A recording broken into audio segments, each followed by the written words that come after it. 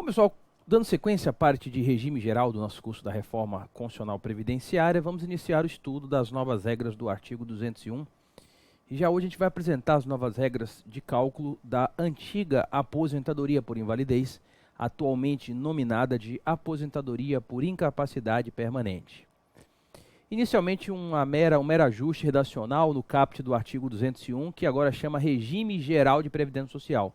Nomina o regime previdenciário, juridicamente não tem nenhum tipo de distinção.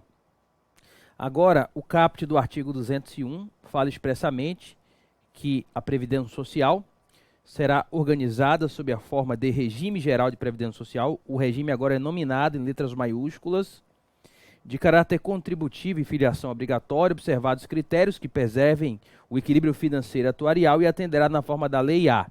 Então, só nominou o caput de regime geral, nenhuma modificação jurídica. No inciso 1, nós tínhamos cobertura de eventos de doença, invalidez, morte e idade avançada. Agora nós temos cobertura dos eventos da incapacidade temporária ou permanente para o trabalho e idade avançada.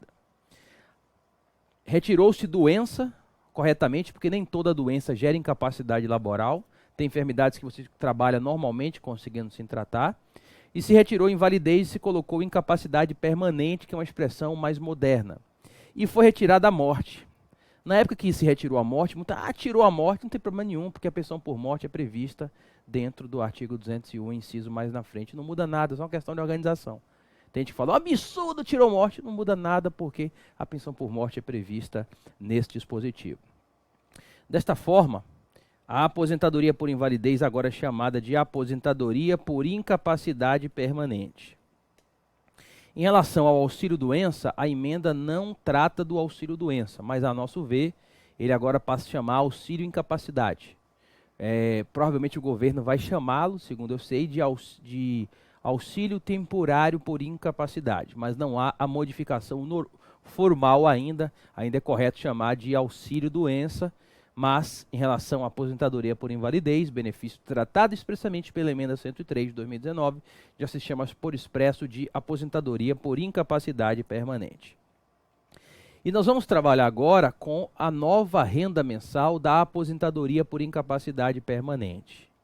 Temos vários artigos da Lei 823, nós vamos pontuar, que não foram recebidos pela emenda 103. Um deles é o artigo 44. Ele está riscado não à toa.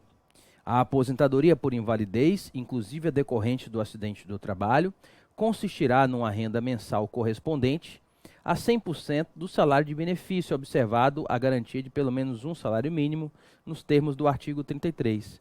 Para as incapacidades permanentes, a partir do dia 13 de 11 de 2019, esse dispositivo não mais se aplica, porquanto não recebido constitucionalmente pela emenda 103. Essa renda de 100% do salário de benefício, e o salário de benefício sendo calculado pela média dos 80% maior do salário de contribuição, vai se aplicar apenas para a incapacidade permanente, fixada em até 12 de 11 de 2019. Eu chamo a atenção, conforme fiz na primeira aula, sempre na necessidade do profissional previdenciarista fazer a análise intertemporal à luz da lei do tempo rege o ato jurídico, talvez o princípio mais importante no direito previdenciário, na minha opinião, em termos práticos, e para verificar que a sistemática anterior, quando o perito da Previdência ou o perito judicial fixa, não, a incapacidade permanente foi até 12 de 11 de 2019, vai aplicar a fórmula antiga de cálculo. A incapacidade foi a partir de 13 de 11 de 2019, vai aplicar a nova fórmula de cálculo. E qual é essa nova forma de cálculo? Que nós já estudamos anteriormente no cálculo de benefício em regimes próprios. A primeira mudança é a base de cálculo. Agora, para calcular a renda da aposentadoria por incapacidade permanente, quando o pressuposto do benefício se der a contar de 13 de novembro de 2019, não faremos mais a média dos 80% maiores salários de contribuição. Faremos a média de todos os salários de contribuição a partir do plano real. E de 80% passa para todos, para 100%, conforme já havíamos estudado, é o artigo 26 da emenda 103. até que lei discipline o cálculo dos benefícios do regime próprio e do regime geral de previdência social, será utilizada a média aritmética simples dos salários de contribuição e das remunerações adotados como base de contribuições para o regime próprio de previdência social e ao regime geral de previdência social, bem como contribuições na área militar, atualizados monetariamente, correspondentes a 100% de todo o período contributivo desde o Plano Real, que é julho de 94, ou desde o início da contribuição, se posterior àquela competência. Então, para o direito, a partir de 3 de 11 de 2019, é a média de todos e não dos 80% maiores salário de contribuição. E o coeficiente de 100% só é assegurado para aposentadoria por incapacidade decorrente do acidente do trabalho. Se for acidente de trabalho, típico equiparado à doença ocupacional, artigo 19, 20 ou 21 da Lei 8.213, vamos aplicar 100% da média de todos os salários de contribuição a partir do Plano Real. E se não for acidente de trabalho, esse é o retrocesso que aconteceu. Antes da emenda, a aposentadoria não decorrente do acidente de trabalho também era 100% o salário de benefício. Agora, ela vai partir de 60% a progressão. E aqui nós temos uma progressão diferente para homens e mulheres. Lá atrás, no regime próprio, homens e mulheres eram iguais, progrediam após 20 anos de contribuição. Aqui a mulher do regime geral, de modo injustificável, porque a mulher do regime próprio tinha que ser igual à mulher do regime geral. A progressão da mulher aqui é mais favorável. Ela, quando tem mais de 15 anos de contribuição, progride 2% a cada ano que excede a 15. E o homem mantém a mesma regra do regime próprio do servidor federal. A progressão dele só se dá quando ele tem mais de 20 anos de tempo de contribuição, aumentando 2% a cada ano. Para os homens, com base no artigo 26 da emenda 103, o valor do benefício de aposentadoria por incapacidade permanente corresponderá a 60% da média aritmética dos 100% do salário de contribuição, com acréscimo de 2% para cada ano que ultrapassar os 20 anos de contribuição, conforme a seguinte tabela.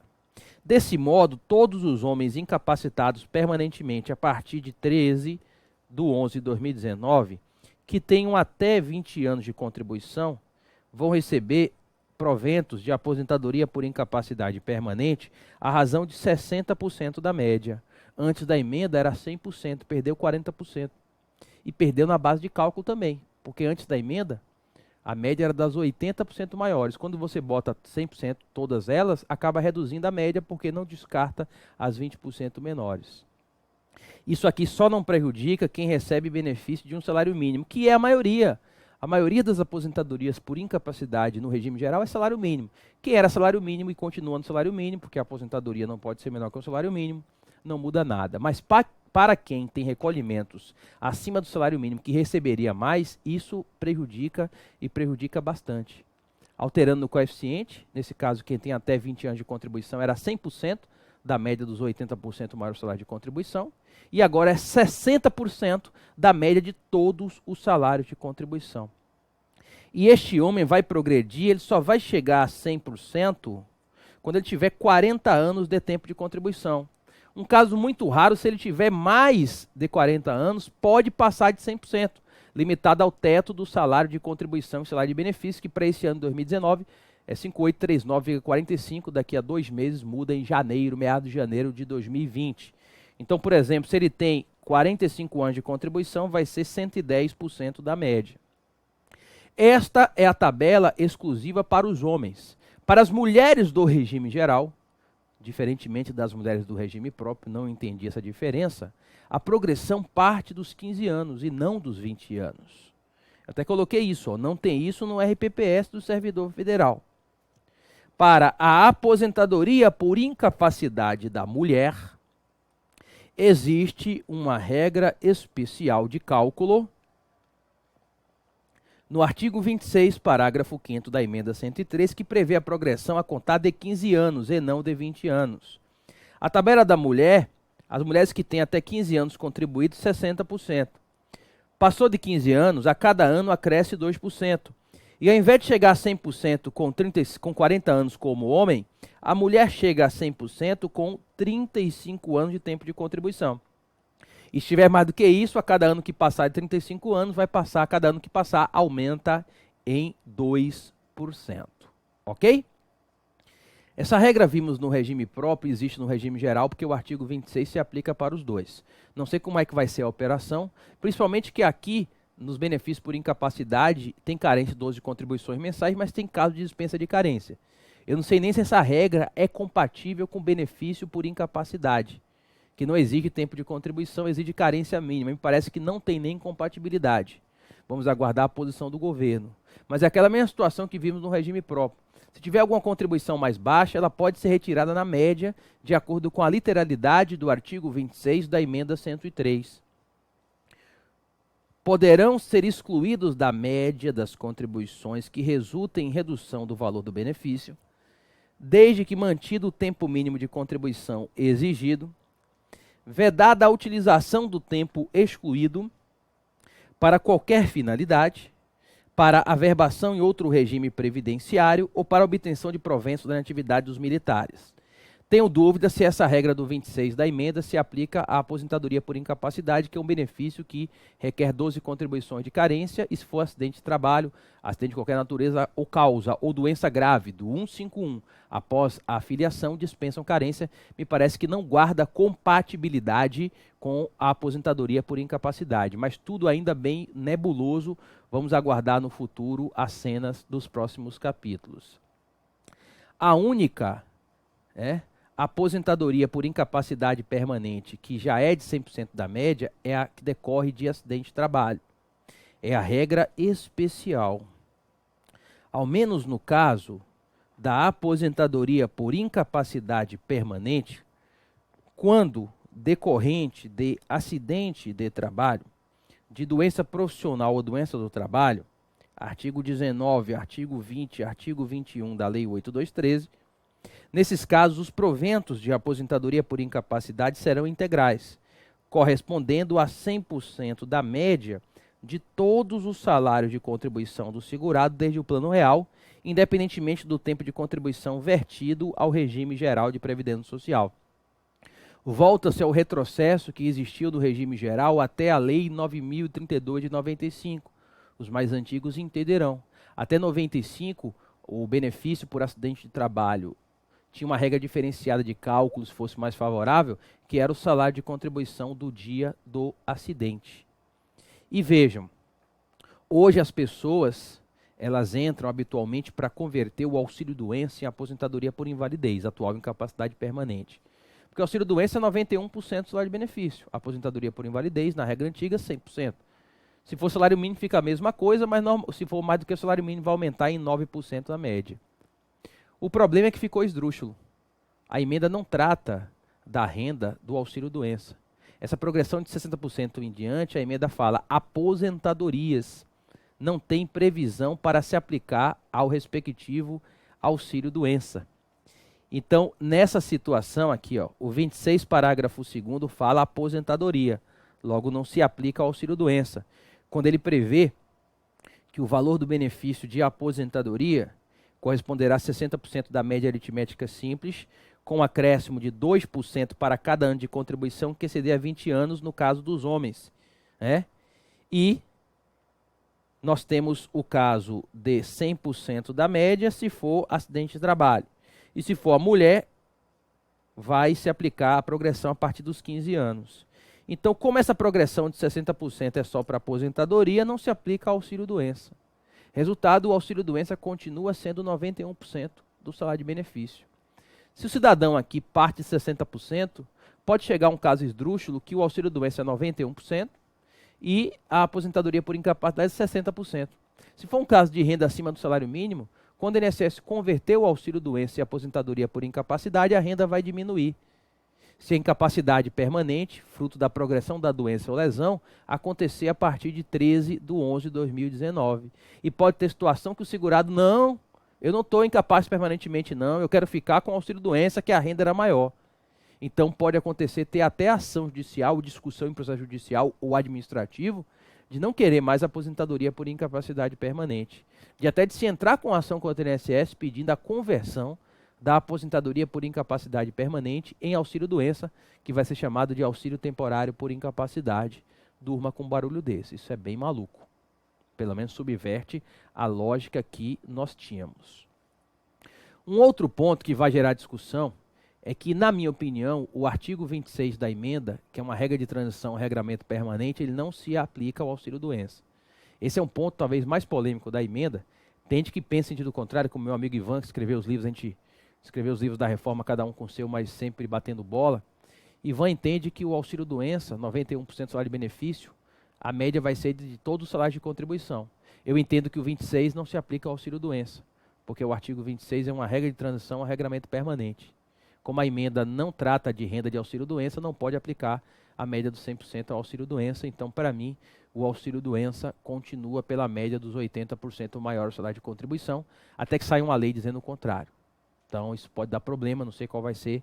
Não saiu o ato da Previdência Social ainda, não sei qual vai ser a posição do INSS, mas a minha posição é que, para o auxílio-doença, o salário de benefício continua na média dos 80% maiores salários de contribuição. Vejam quanta confusão nós vamos enfrentar. E hoje, como o acidente do trabalho é 100%, as pessoas vão querer o acidente de trabalho. Muitas vezes, onde a vara estadual de acidente de trabalho é lenta, no maior estado da federação, os advogados brigavam para não ser acidente de trabalho, para levar ação contra o INSS para federal. Agora vai ter um outro motivo. Naqueles casos fronteiriços que não sabe se é acidente de trabalho ou não, vai ter uma grande vantagem para o segurado, que não tem a média de 100% pelaquela progressão, em querer o reconhecimento do acidente de trabalho. Qual seja, se for acidente de trabalho, vai ser 100% da média. Então tem uma vantagem agora de ter aposentadoria por incapacidade permanente por acidente de trabalho, que já é fixar em 100% da média. A não ser que o segurado já tenha, homem 40 anos de contribuição, ou mulher 35, que aí já vai bater 100%. E um caso raro, se o homem tiver mais de 40 anos de contribuição, a mulher tiver mais de 35, a média passa de 100 e aí inverte, é melhor ter a aposentadoria por invalidez, atual incapacidade permanente comum, do que por acidente de trabalho. Mas é um caso raro, dificilmente alguém vai ter mais de 40 anos de contribuição e mais de 35, vai ser a minoria da minoria. Vejam quantas mudanças. Vai se buscar agora o acidente do trabalho para se garantir a média de 100%. Durma com um barulho desse. Nós temos que dormir com esse barulho. Ok? Bom, nós vamos trabalhar também agora com as novas regras de pensão por morte. Não vai ser novidade, porque nós temos um artigo, que é o artigo 23, que é um artigo compartilhado entre regime geral e regime próprio dos servidores federais. Nós já o analisamos na perspectiva do regime próprio federal e vamos voltar a reapreciá-lo no âmbito do regime geral de previdência social. Esse artigo se aplica para os óbitos a partir de 14/11/2019. Por quê? Porque o artigo 3º da emenda é claro. O direito adquirido até o dia da publicação 13/11 e assegura-se a regra anterior. Tem gente falando aí dia 12, totalmente errado, viu? Não caiam nessa, é dia 13, não tem nenhum tipo de dúvida. Então quem morreu até o dia 13, regra anterior, confere no artigo 3º da emenda, que já vimos, até o dia da publicação desta emenda. Por uma opção política, tal como já aconteceu na emenda 20 e na 41, não é uma novidade, os fatos geradores no dia da publicação assegurou-se o regime anterior por uma questão de decisão política que não cabe a nós discutir. Aqui, nesse tipo de situação, então nós temos aqui os óbitos a partir de 14/11/2019. Eu vou até aproveitar aqui, né? Eu coloquei aqui a publicação dia 13, eu vou corrigir para 14/11/2019, inclusive.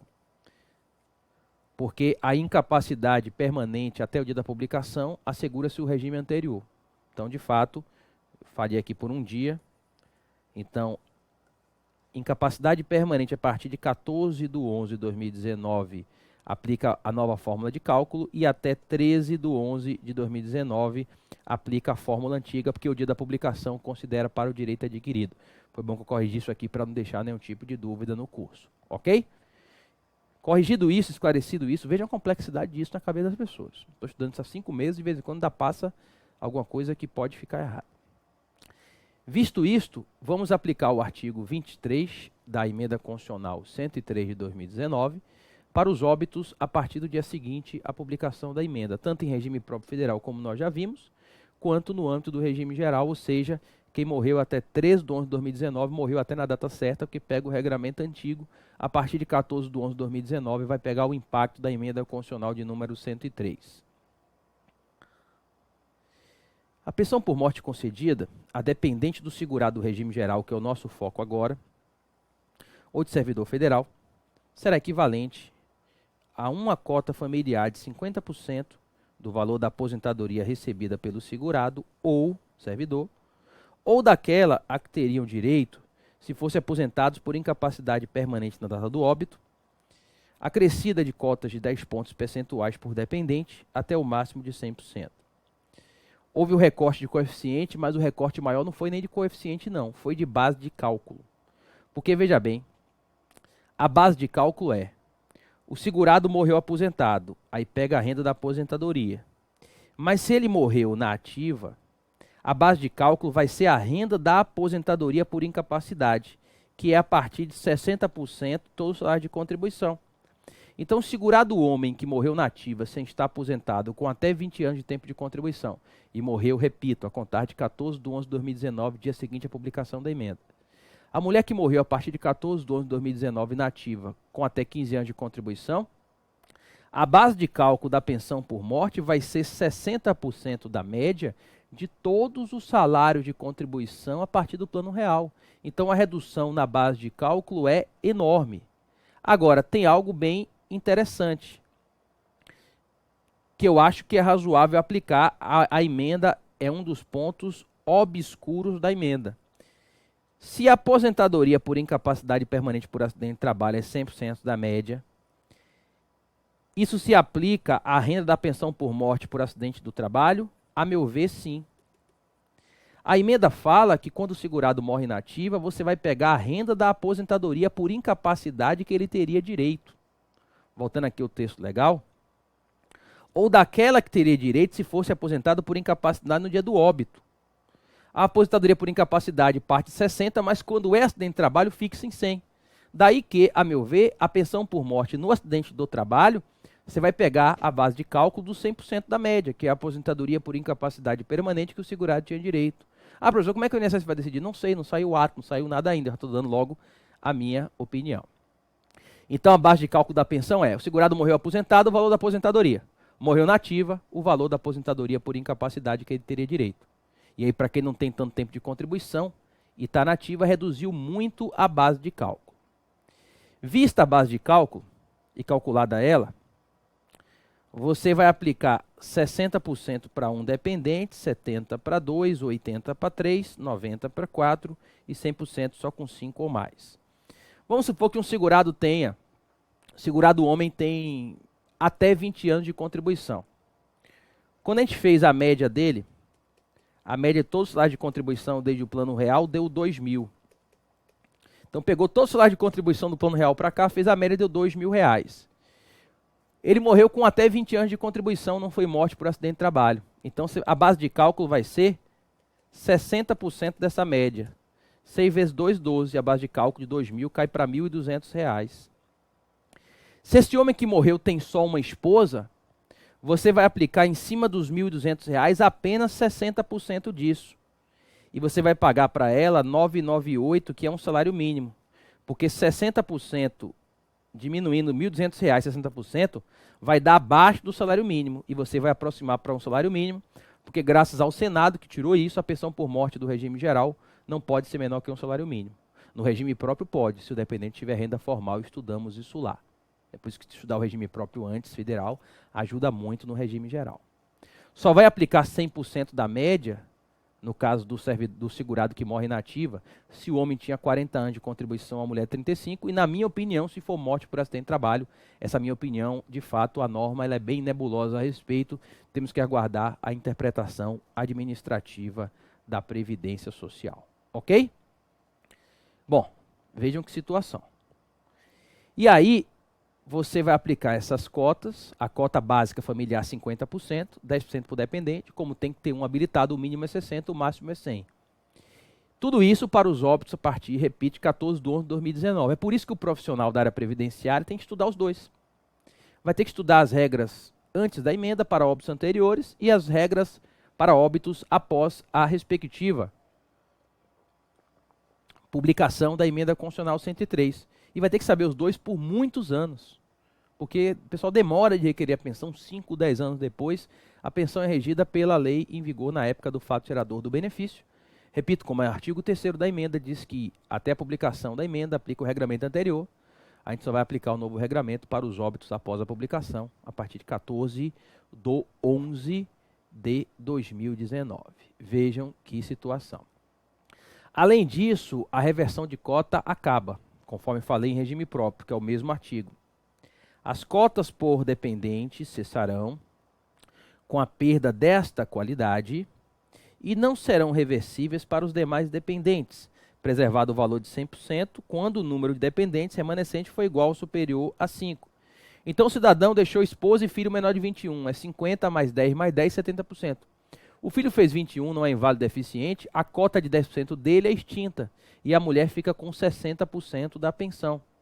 Dessa forma, para os óbitos a partir de 14/11 de 2019, nós temos que o parágrafo 1º do artigo 77 não foi recebido pela emenda 103. Ele previa que reverterá em favor dos demais a parte da pensão cujos direitos cessar. Esse dispositivo caiu. Como assim caiu para os óbitos a partir de 14/11 de 2019, o artigo 75, que previa que a renda da pensão por morte seria calculada em cima de 100% do valor da aposentadoria que o segurado recebia ou daquela que teria direito se estivesse aposentado por invalidez no dia do falecimento. Tudo isso só vai se aplicar para os óbitos até 13/11 de 2019. Você vai ter que saber aí os dois regimes jurídicos. Vejam que situação. Eu acho que o coeficiente de 100% não tem em país do mundo nenhum. Eu concordo com 60, 70, 80, 90 e 100. Tinha que reduzir. Mas não precisava ter reduzido a base de cálculo. Então tem uma posição aqui intermediária entre o que era e o que a emenda fez. Assim como vimos em regime próprio, se algum dependente tem invalidez ou deficiência mental ou intelectual ou deficiência grave, conforme a perícia tem que avaliar, aí a renda melhora um pouco. É o parágrafo 2º, inciso 1. O inciso 2 ele não se aplica porque tem um teto do regime geral. Isso aqui é um negócio mal feito. Você mistura regime próprio federal e regime geral. Tem dispositivos que não se aplicam um a outro. Como a pensão limita o teto do salário de contribuição 583945, o inciso 2 não tem como aplicar ao respectivo regime geral de previdência social. Lastimável a técnica constitucional de misturar servidor federal e segurado do regime geral, tem situações específicas, merecia artigos separados. Na hipótese de existir dependente inválido ou com deficiência intelectual, mental ou grave, o valor da pensão de que trata esse artigo será equivalente a 100% da aposentadoria recebida pelo segurado ou servidor, ou daquela que teria direito se fosse aposentado por incapacidade no óbito até o limite máximo dos benefícios do regime geral. Ou seja, teve beneficiário com deficiência ou invalidez, você não aplica 60, 70, 80, 90, você vai direto para 100%, mesmo que seja só ele como beneficiário. E isso acaba, vamos supor, é ele e a mãe, aí fica 100% para os dois, meio a meio para cada um, porque o outro dependente que não é deficiente acaba se beneficiando nessa divisão de cota. Se tinha 5 ou mais dependentes, vai dar no mesmo, que já bateria em 100%. Mas a base de cálculo continua a mesma. Renda a partir tem que calcular a incapacidade a partir de 60%. Então melhorou no coeficiente, mas a base de cálculo continua reduzida para o filho, para a esposa com deficiência, para o irmão com deficiência, ou com invalidez, ok? E, conforme falei no regime próprio, se por acaso a invalidez ou deficiência for cessada, e a INSS vai fazer perícias periódicas, vai recalcular para voltar ao coeficiente menor, que é o parágrafo 3º. Quando não houver mais dependente inválido ou com deficiência intelectual, mental ou grave, o valor da pensão será recalculado na sistemática anterior, podendo cair para 60%, 70%, 80% ou 90%, a depender do caso. Vai ter que ter perícia periódica nesse benefício também. O parágrafo 4º não muda nada no regime geral.